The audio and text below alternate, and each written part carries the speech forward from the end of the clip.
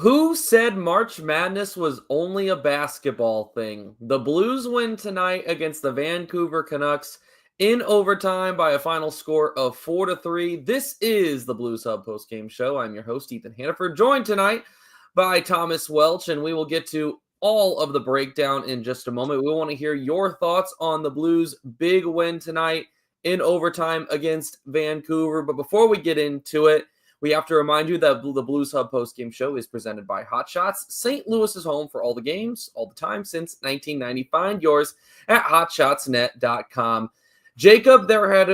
My apologies. Thomas, there had been a lot of hype coming into this one tonight as, just talk about this being the biggest game of the season up to this point, and it did not disappoint whatsoever.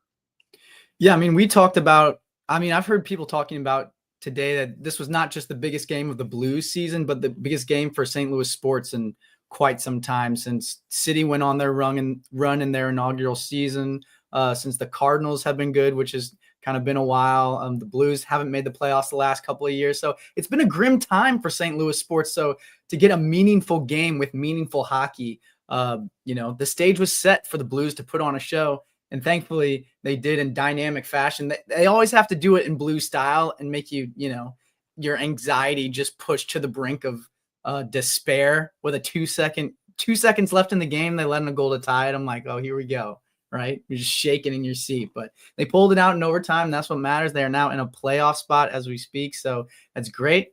They've been the hottest team, probably the hottest team in the NHL since the Four Nations break. So if they keep that up, things look good for the Blues come playoff time. And that's what we want to see. We want playoffs in St. Louis, and it's been too long. The Battlehawks have kind of let us down. They didn't get to the championship game. City let us down last season. They had a great inaugural season. Hopefully they get back to it this season.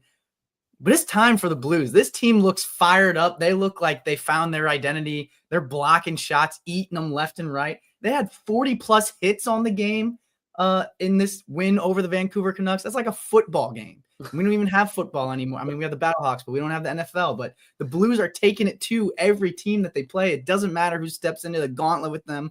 They're going to light them up, and that was shown here tonight against the Vancouver Canucks in essentially a winner-take-all game. Like, we looked at the percentages all day. Everybody was posting it online. Like, the swing for this game in terms of your percentages from making the playoffs was massive. So it was a crucial win for the team.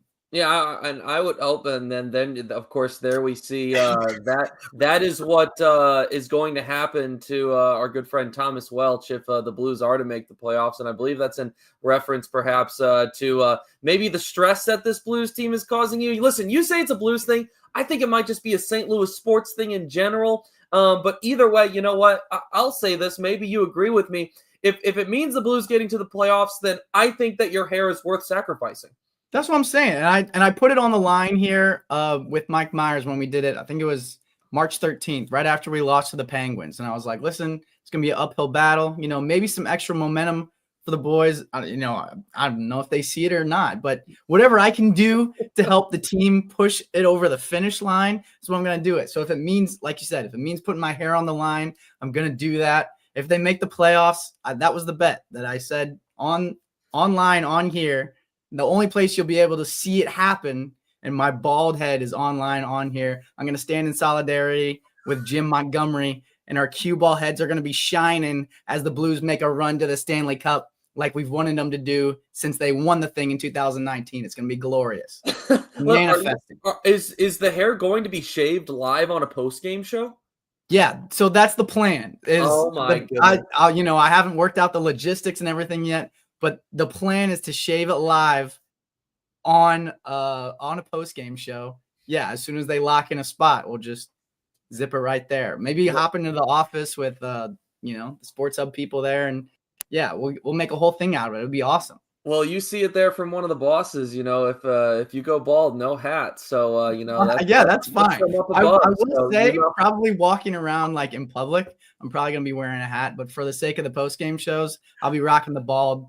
I'll be rocking the bald every time. I'll wear that thing proud. So if we get more games like we had tonight, then honestly, I mean, you may not even have to shave it. It may just all fall out because this one was a stressful one tonight, back and forth.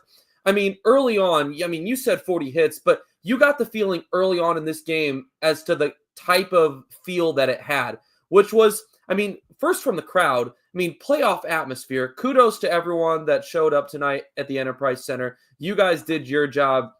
So, I tip my cap to you, but also the physicality that St. Louis played with tonight, it had a playoff feel kind of game.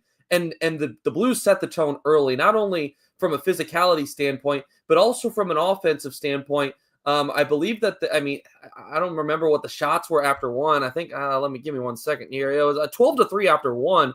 But then I think Vancouver went through like an 11-minute point in the first period where they didn't put a shot on net. I mean, you talk about setting a standard. The Blues have been a aggressive team in the first periods. It feels like since the Four Nations face-off, that's been a huge area of improvement.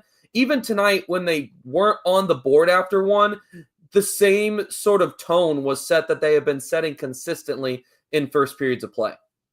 Yeah, and Doug Armstrong talked about it too. It's like before the Four Nations break, they were outscoring teams, right? And that's good.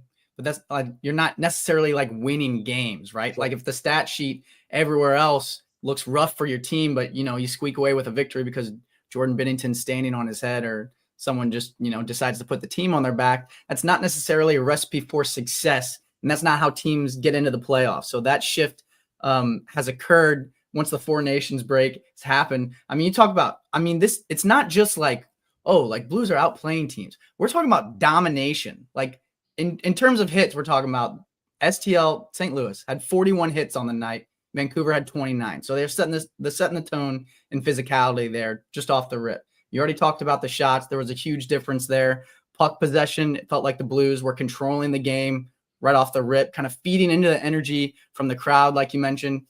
But the biggest thing for me, and we've seen this over the course of games since the Four Nations break too, like there's always one category where you're like, wow, like they just pulverized the other team in that one.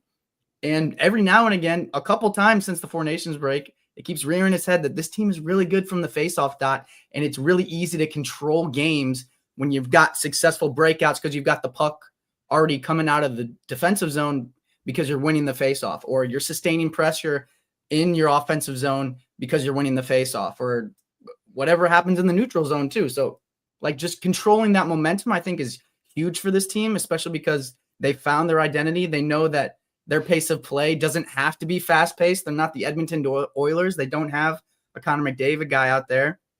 They're going to find success by getting the puck in deep, working it in the zone, possessing the puck, and for long periods of time, right? It doesn't have to be speed-based. But then we've seen with this dynamic duo of Jordan Kyrou and Dylan Holloway that, the second they lull you into a sleep, they'll beat you with the afterburners and manifest a brilliant goal that way too. But the biggest stat that I wanted to point out, and this whole spiel went on, is 65% from the faceoff dot on the night to 34% or 35% rounded up for the Vancouver Canucks. That is domination. Like over the course of a season, it's 50-50. Like law of averages, it just evens out. Someone really good from the faceoff dot, like Ryan O'Reilly on the season, will be 55%.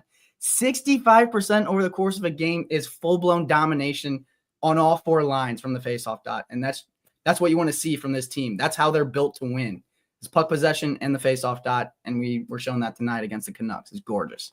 They mentioned, I believe, on the Blues Radio Network's pregame show that Zach Bolduc, his 12 goals on the season, was, I believe, tied for 7th among rookies. And it feels like this is a guy that, I mean, I don't know what his total amount of games played on the year is, but that he's really started to figure it out here in the latter half of the year. And a good chunk of those have to be within the last, 20 games or so of those 13 goals. And he had one tonight. And it felt like, up to a certain point, up to, I guess, the last couple of goals that we saw, each team's goal style was very similar. Both goalies, I thought, played really well tonight. I thought Lankinen had some moments in this game where he had to stand on his head a little bit. But that first goal there from Zach Bolduc, I think kind of threw him off guard a little bit. But also there was traffic in front of the net. We saw that as well with Sherwood's goal to make it 1-1. And then also Brock Besser's as well. So there was definitely a style in which this game was being played, even when once teams got into the goal scoring action, that I thought was a little bit interesting. It just really went to show just how intense the game was. Both teams, it felt like for the most part, were playing a really clean game, not a lot of mistakes, to where those just open opportunities, point blank range, weren't coming along. It took screens, it took traffic for teams to get goals into the back of the net.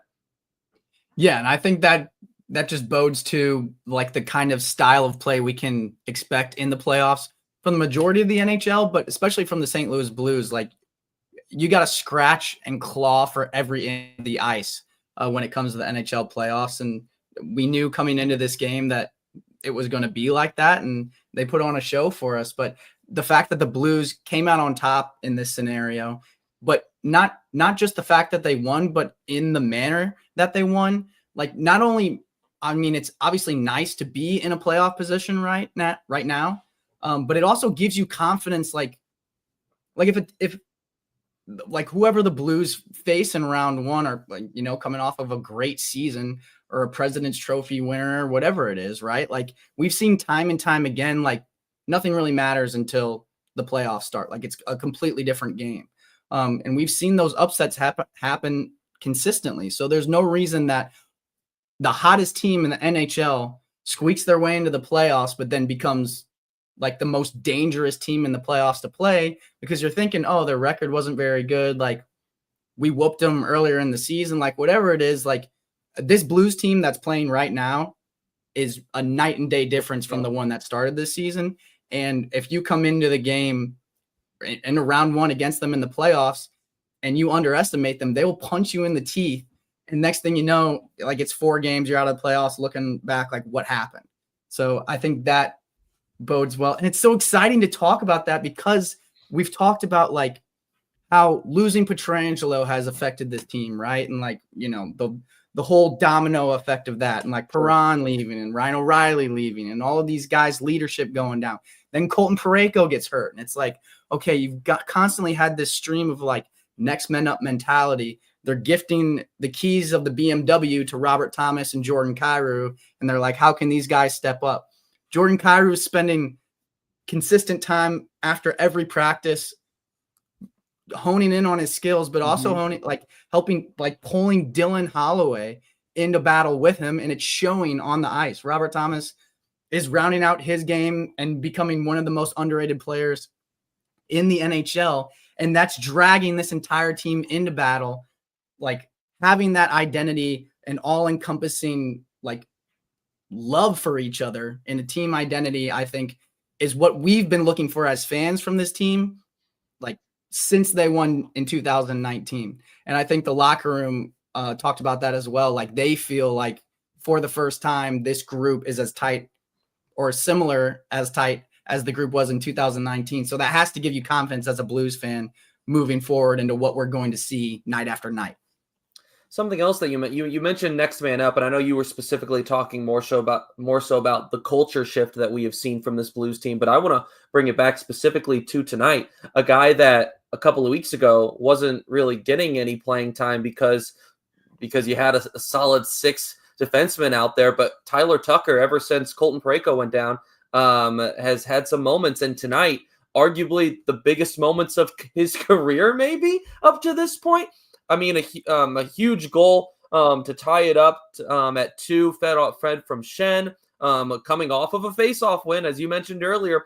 The Blues taking advantage of those off those faceoffs, and then 24 seconds later, forces the turnover and feeds it to Kyrou, that ends up leading to the goal to make it 3-2 at that point. What a night from Tyler Tucker!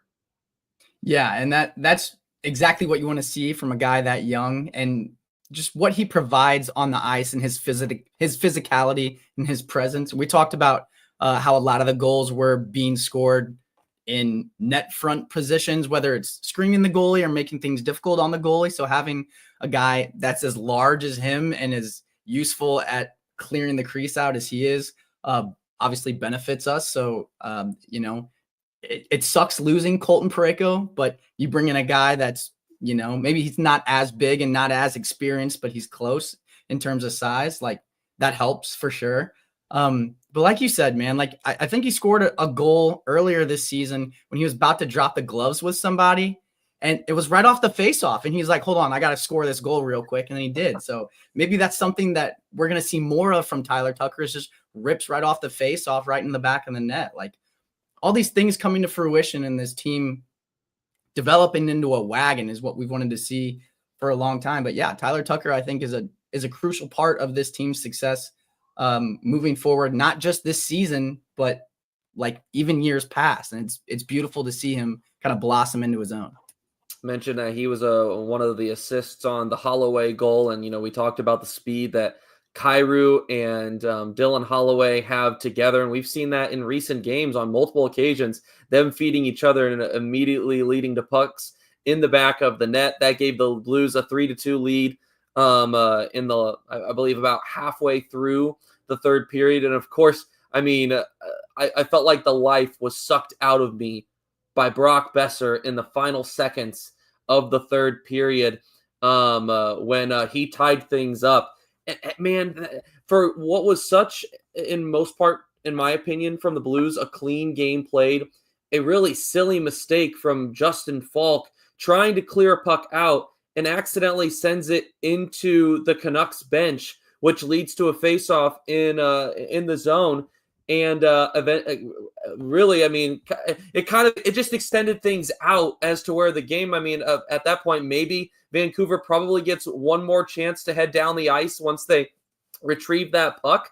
But obviously the Blues still end up getting, 2 points out of this. But it is fair to say, at least fair to mention, and I think Michael mentioned it here in the comments. We want to hear your comments here in the live chat. Obviously an awesome game, great win, but I'm worried about the point that we gave up, that it might come back to haunt them. Obviously, there's nothing you can do to control that, but I would hate for this one to end up stinging because of just a last second goal like that, costing the Blues jumping 2 points ahead.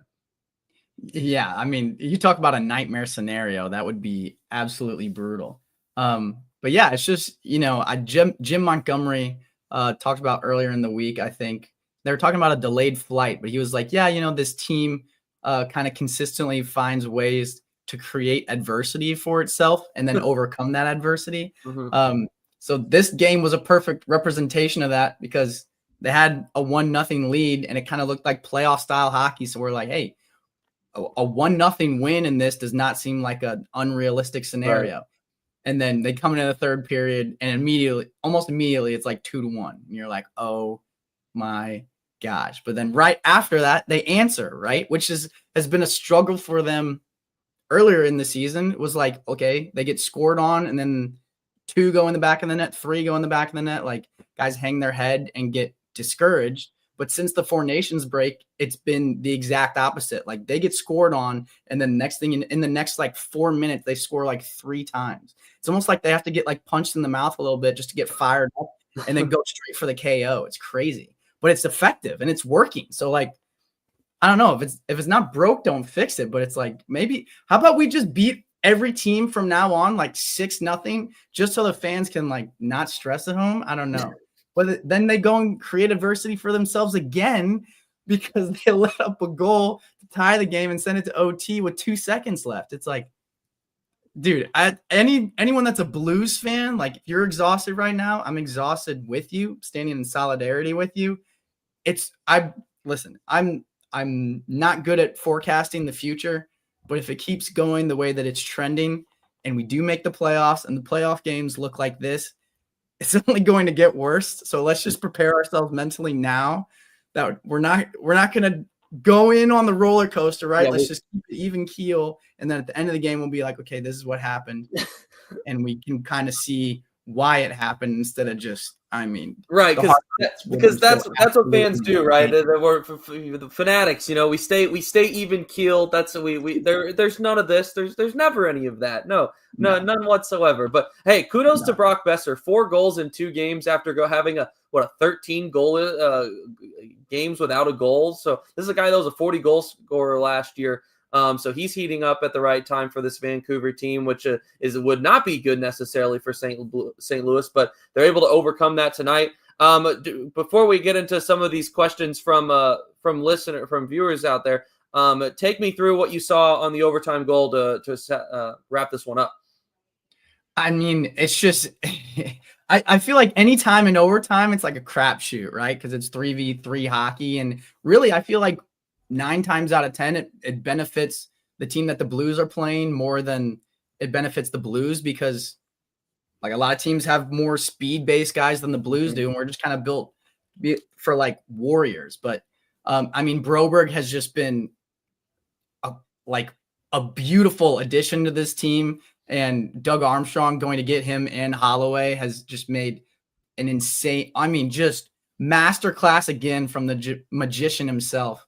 So it's just who Philip Broberg is. Like he's gonna attack you with the puck, and if you don't step to him or you look a little timid, he's gonna make you look like a fool. And he did, and then he puts it in the back of the net and kind of crashes into the boards, which scared me because that's kind of how Parayko got hurt in an overtime game.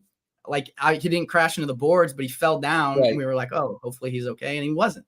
So I was like, hopefully Philip Broberg's okay.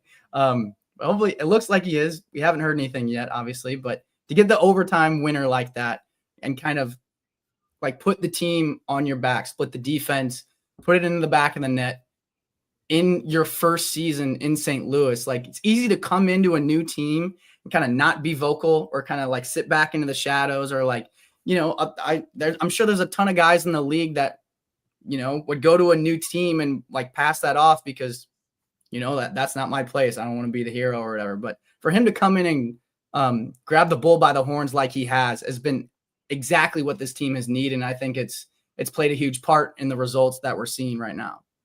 When we look at this season as a whole, you can almost break it into different parts as far as how you view it, where this team's at, right? I mean, there was a point in this season where we're looking at this and saying, okay, we're definitely going to sell, and there's a good chance we're going to have a top 10 pick in the upcoming draft, and that's okay. It's just kind of where this retool was at that point.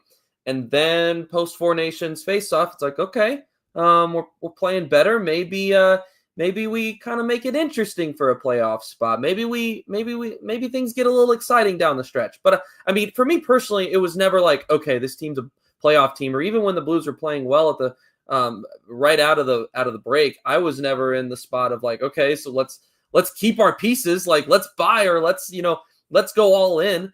And now you have the situation where the Blues are just red hot. Playoffs are looking more and more realistic every single game.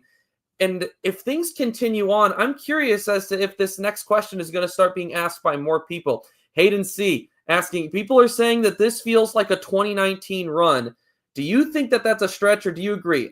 I personally think that maybe that thought is a little bit ahead of itself, but I'm curious of your thoughts on this, Thomas. Honestly, like the way that they're like just flipping a switch and turning on down the stretch to just have that tunnel vision and be like, okay, playoffs, like, or bust pretty much for them, right? That it almost reminds me more of the 2011 Cardinals, like when they went on their Cinderella run to make the playoffs, like just, I mean, kind of coming out of nowhere, right? Like you said it, like we were talking about, like, should Doug Armstrong be actively trying to tank? Like, even before like the Four Nations break. So it's really like that's a late time for a team to turn it on and make the playoffs. I think the 2019 team, it's different because that team was built to win the Stanley Cup, right? Yeah. Like there were people talking about like, okay, who's in the mix for, you know, Stanley Cup contenders, who could win the thing. And at the beginning of the season, the Blues were in that conversation. Now, by the time December rolled around, they were way out of that conversation. But at least like the breadcrumbs were there, right? And Doug Armstrong obviously told us in interviews and press conferences, like, you're not going out and getting Philip Broberg and Dylan Holloway because you want to tank a season. Like he wanted this team to compete, but at the same time, like media and everyone, even fans are telling themselves like, okay, let's be realistic. Like obviously we want to compete, but I think, you know, it would be nice to make the playoffs, but I think that's even kind of like a far-fetched notion. to the results that we're seeing right now is a drastic comparison. So it's hard to say that it's giving shades of 2019 because really, like, even making the playoffs right now almost feels like this team's version of like winning the Stanley Cup. You know what I mean? Just because of the expectations. Sure. Like if you're comparing them ratio to ratio, like that 2019 team, expectations at the start of the season was they wanted to win the cup and they did. But for this Blues team, like if your expectations were for them to win or go to the playoffs, and then halfway through the season, you're like, oh, there's no chance. But then on the back end, now it looks like they're going to, like, it's still good. So I think they're different beasts, but same species. I don't know. Is that a Kobe Bryant quote? I have no idea. But it's pretty cool nonetheless to watch. Regardless, I mean, I think you summarized that really well. I think that when you look at the roster comparison of those two teams, that team had so much more experience. It was so much older. I mean, Jordan Kyrou, I don't even know if he had made his debut at that point. I think he may have made it in 2020, if I'm correct. I might be wrong on that, or 20. Yeah, I think he made it the year after. I might be wrong. I know Robert Thomas obviously had a little bit of time. Kyrou was a black ace, I think. What'd you say? I think Kyrou was one of the black aces for the cup run. Okay. Well, I know that Thomas had, was a part of that roster at times during that run and everything. But regardless, you look at like how much when I look at this team now, obviously, especially when it comes to the defensive pairings, there's a lot of age, there's a lot of veterans there. But when you look at the forwards, there is a lot of youth that it is built around. I mean, I know that they've been around for quite a while now. Jordan Kyrou and Robert Thomas, I still consider them young and like still not in their primes yet personally. You have Holloway, Broberg, you have guys that are building up. Zach Bolduc has been huge for this team down the stretch. And then you take into consideration the pieces that, when this team, I feel like, is going to be at that max contending point is when you get to the point where Jimmy Snuggerud and Dalibor Dvorsky are really starting to hit their stride. At that point, I think things are going to be interesting because I think by then we're looking at, Holloway, Kyrou, Thomas really being more so in their primes, mixed in with a Jordan Binnington that is hopefully continuing to still play at that caliber of level, having a mix of some of that veteran caliber play as well. So I think it's hard to compare just because I look at this team and I see so much more youth and I look towards the future and I get so much more excited, where as to with, like you said, that 2019 team, it was so much in the now. It has to be happening now.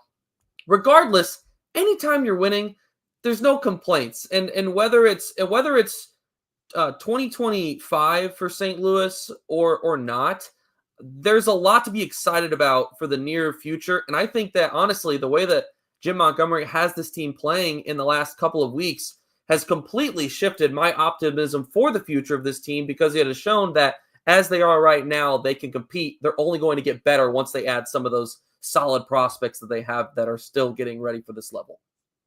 I think that's a great point, that the 2019 team kind of leaned on its veterans, and this team right now is leaning on its young core. Like if you think about it, 2019 they had like Robert Thomas, right, who was having a great season, but he was on that third line, so it's not like he's like racking up 20 minutes a game. Right. He was on the penalty kill, like he was an important part of why that third line was successful. And obviously that game against Dallas in Game 7 was huge for him. Hit the post, yeah.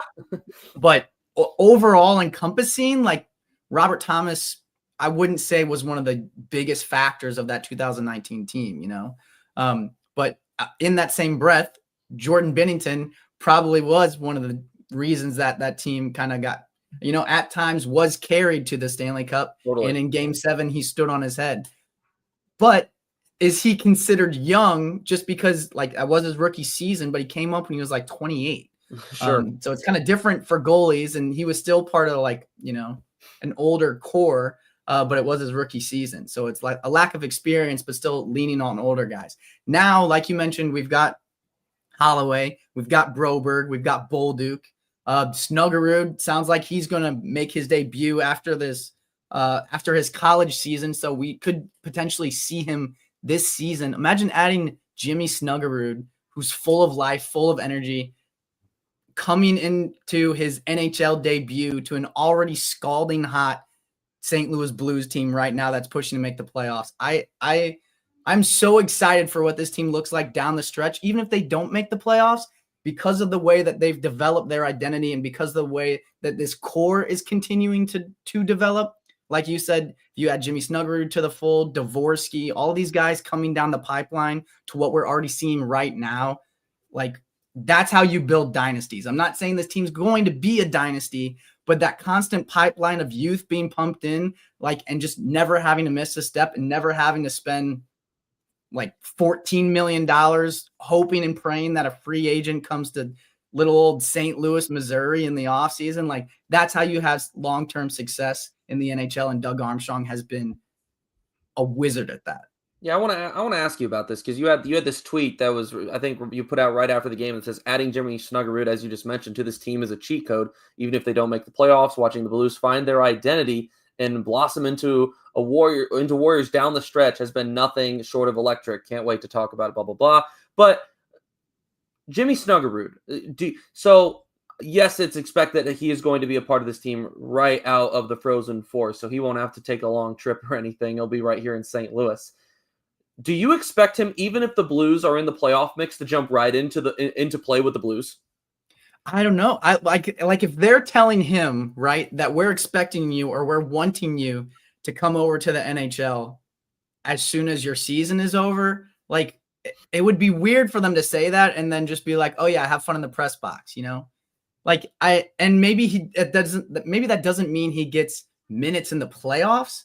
But I think down the stretch, like weaving him into the lineup and kind of getting his feet wet in the NHL, not just because he's one of your top prospects, but what he can potentially provide to this team down the stretch throughout a playoff series and on their way to hopefully bringing home a Stanley Cup. I think you have to, find ways to kind of weave him into the lineup, but they're doing a great job of that with Joel Hofer right now too. Yeah. Like if you would, a lot of coaches in the NHL would be like, we're going to rely on our number one starter that has a Stanley Cup, that like dragged this team to a Stanley Cup win in 2019. Sorry, Joel Hofer, love you, but like we're going to give minutes to our top guy, and because we're trying to make the playoffs. But Jim Montgomery knows that it's also important to rest your top guys down the stretch because they're going to get burnt out and they're going to get exhausted. And the last thing you want to do is send Jordan Binnington into the gauntlet against any of these playoff teams. And when he's exhausted, right? So I think Jimmy Snuggerud can potentially provide that as well, as like resting guys like Bolduc or resting guys like Holloway or any of those young guys on the back end. Like, I don't think he's going to take top 6 minutes away from anybody. But giving guys days off when they need it, when they're gassed, because this is high intensity hockey and because there's so much at stake, like it's easy for them to be like, oh yeah, I'm just going to keep playing through this rib injury that I have. It's like, dude, ice it up. We've got guys. It's like, it's still that next man up mentality. And I think Snuggerud plays perfectly into that. Yeah, that's an interesting thought. And, they mentioned on the broadcast, and I guess I hadn't noticed it. The Blues have had the same 12 forwards for the last 15 games. But if you are to make things interesting, if you win a series, if you upset a team here in the first round, and all of a sudden you're getting into a cup run, it's a grind. And it is very wear and tear on the body.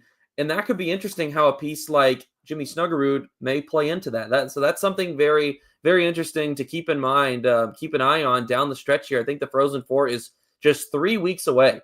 So regardless, Jimmy Snuggerud is going to be with the club before the end of the season, whether the Blues make the playoffs or not. Okay, I want to talk through some scores from tonight real quick. And this one absolutely killed me. And I think I was at my lowest tonight when Brock Besser had just sent that clap bomb into the back of the net. He just tied it up. And then they send a score update saying that Calgary had come back and they had beat New Jersey, even though New Jersey was winning 3-1 at one point in this game. Calgary wins this one 5-3. That's obviously a huge one as far as implications for the playoffs go. If the Blues were to have, you talk about a flip of a switch here. If the Blues were to have won this game in regulation tonight and Calgary would have lost, that would have been huge. It didn't play out that way. The Blues still get a win, but definitely it could have been an interesting turn of things. And as we look here at the standings in the Western Conference wildcard chase, still Minnesota 6 points ahead of the Blues, who now for the first time since November 6th hold a wild card spot with 77 points. They have played one game more than Vancouver, 2 games more than Calgary. They are still a thousandth of a point behind Vancouver and Calgary in the point percentage, and that just being because they've played more games than both of those teams. But at this point, as we begin to slowly wrap up here, Thomas, it really comes down to controlling what you can control. And right now, the Blues are doing that. Yeah, I think that's the biggest thing, right? Is like I was just as crestfallen as you were when I saw that Calgary score, because I noticed that they were losing like 3-1 or 3-0 or whatever it was. And the Devils are a good team. So I'm like, oh, Devils will take care of Calgary and let's just go out and take care of our business, right? But obviously Calgary is scoreboard watching too and knows that they want to make the playoffs. So they're going into every game like it's a playoff game too. So more credit to them. They got some great guys over there and a stud rookie in net, which we've seen before. So it's going to be a battle down the stretch, but like you said, control what you can control. And if this Blues team just keeps winning and playing the hockey that they're playing right now, I mean, the world is our oyster. And it looks like I said, if they're the hottest team in the NHL right now, and if they squeak into a playoff spot, like that is the last team that you want to play, is a team with that much momentum. No doubt about that. The Blues have tomorrow off, and then on Saturday they face off against their rivals, the Chicago Blackhawks, at the Enterprise Center. 2:00 puck drop in that one, and then they have back-to-backs. They play. They're at home again on Sunday, 5:00 start, facing off against the Nashville Predators, and then they'll wrap up this homestand with a game against the Montreal Canadiens on the 25th, next Tuesday at 7:00. Very winnable games. Who are you starting in net on Saturday? That is a great question, and I think even someone in our chat asked that question. Mm-hmm. It's tough. I mean, here's the thing. I'm okay starting Joel Hofer in net on Saturday because it's a back-to-back. Likely one of those two. They're likely going to split those 2 games, in my opinion. And Nashville is the better team. Also, Hofer just saw Nashville. I don't know how much that's taken into consideration necessarily, but perhaps putting a different goalie in net is something that they're taking into consideration. But I am okay with them putting Hofer in net on Saturday and then having Benner face off against Nashville and Montreal in the final 2 games of the homestand, personally. Yeah. In terms of in terms of teams to have on a back-to-back, that's as pretty good as you could ask for. Teams that are kind of bottom in the standings. So, like you said, I think they are going to split. But it is interesting because you could look at tonight's performance and be like, okay, Jordan Binnington's probably frustrated because a lot of the pucks that went in the back of the net, he either didn't have a chance on or never saw. And then there was one, I think, that he never saw that hit the knob of his stick. So it could have been worse as well. So I'm sure that's frustrating for him. So maybe giving him the night off against Chicago, kind of breathe, compose himself, and then go out against Predators is the play. But like you said, if Hofer just saw the Predators, then maybe that gives him the best chance of success against them again. And then Jordan Binnington against the Blackhawks, like, that's your number 1 guy. So if you want to come out of there 2 for 2, it'll be interesting to see how they split it up. But no matter what, I will say this. I think Jim Montgomery kind of took the 4 Nations break to kind of really finally get his fingerprints on this team, because he didn't have a bona fide training camp with them because they came in, later on in the season. I think we're seeing the effects of that right now. I know we were talking over text messages while the game was going on about Coach of the Year. I think he should be in the conversation.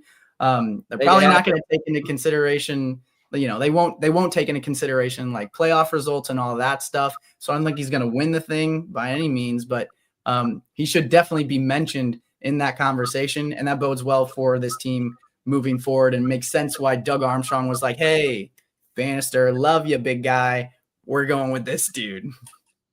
You said it right there. And Rob also said this: if the Blues keep winning, soon there's going to be 100 people in here. And I completely agree with him. Yeah. We appreciate all of Especially you. once I'm bald. Yes. I mean, if that's happening, we're going to blow the roof off this place. Tell your friends. Come see Baldy. This chat is going to be blowing up even more than it has been tonight. We appreciate all of you that have been interacting and sharing your thoughts, discussing, asking questions. That's what we want. That's what the purpose behind Sports Hub STL is. We want you guys to be involved in it just as much as we are discussing the Blues' great win tonight.